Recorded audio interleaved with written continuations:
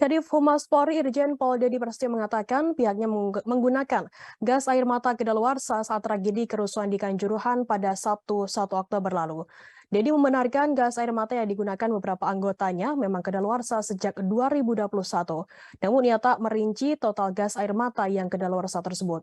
Ia hanya menyatakan bahwa gas air mata tersebut masih dalam proses pendalaman laboratorium forensik atau LAVOR. Dedy mengatakan pemakaian gas air mata yang kedaluarsa tidak membahayakan kesehatan. Hal itu didukung pernyataan dari Mas Ayu Elita Hafizah yang juga pakar dari Universitas Indonesia atau UI.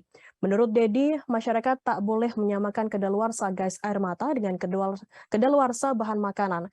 Kedua hal tersebut berbeda satu sama lain. Dedy menuturkan bahwa gas air mata justru berbanding terbalik dengan bahan makanan. Gas air mata yang kedaluarsa justru mengurangi dari efektivitas partikel kimia yang ada di gas air mata. Dengan kata lain, Dedy menyatakan bahwa zat kimia dalam gas air mata semakin menurun seiring dengan masa waktu kedaluarsa barang tersebut. Dedy juga mengklaim gas air mata yang dipakai Brimob tidak mematikan. Hal itu sekaligus membantah soal kematian ratusan penonton di kerusuhan Stadion Kanjuruhan karena gas air mata.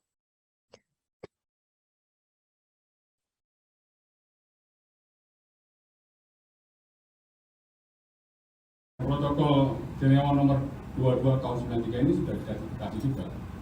Dan Ibu Mas Ayu Elita ini merupakan salah satu perwakilan dari Indonesia yang setiap tahun mengadakan pertemuan di dunia internasional. Tahun ini akan dilaksanakan di Maroko. Salah satu yang membahas tentang penggunaan zat-zat kimia, ya baik di dalam penegakan hukum maupun di dalam peperangan.